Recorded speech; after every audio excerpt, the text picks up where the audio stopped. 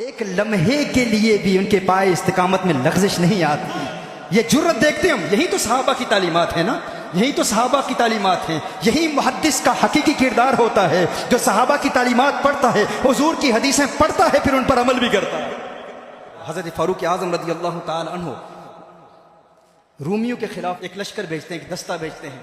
کیسر روم مسلمانوں کی دلیری اور بہادری کو دیکھنا چاہتا ہے. حضرت فاروق اعظم رضی اللہ تعالی عنہ کیسر روم کو خط لکھتے ہیں کہ عبداللہ بن حذافہ بن قیس السہمی رضی اللہ تعالی عنہ ایک صحابی رسول ہیں, ان کو آزاد کیا جائے. اور وہ جاننا چاہتا ہے کہ ایک مسلمان اتنے دلیر کیسے ہوتے ہیں, اتنے بہادر کیسے ہوتے ہیں. حضرت عبداللہ بن حذافہ کو بلایا جاتا ہے, ہاتھ میں ہتھکڑیاں ہیں, پاؤں میں بیڑیاں ہیں, کیسے روم کے سامنے آتے ہیں, سوالات کرتا ہے. ایسا مکالمہ ہوتا ہے کہ ان کی علم اور حکمت اور فراست سے بہت متاثر ہوتا ہے. ایک آفر دیتا ہے, ایک پیشکش کرتا ہے. وہ کہتا ہے کہ تم نصرانیت قبول کر لو, عیسائیت قبول کر لو, میں تمہیں آزاد کر دوں گا.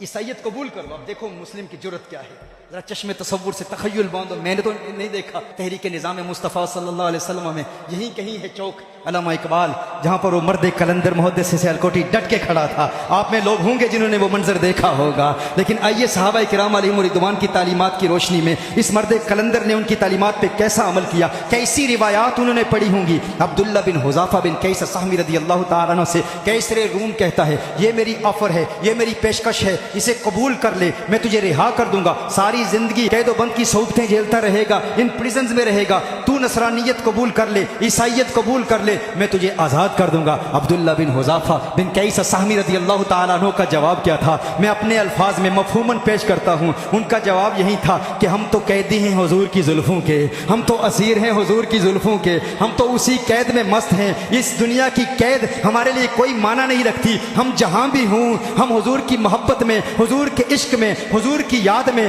حضور کے حسین چہرے کے جلووں میں محو رہتے ہیں. قید میں رہیں یا آزاد ہوں, ہمیں کیا اس بات کی پرواہ. لیکن ایک لمحے کے برابر بھی, ایک لمحے کے لیے بھی میں دین اسلام سے منحرف نہیں ہو سکتا. تمہاری زلف کے قیدی نرالی شان رکھتے ہیں, تمہاری زلف کے قیدی نرالی شان رکھتے ہیں, کبھی مانگا نہیں کرتے رہائی یا رسول اللہ.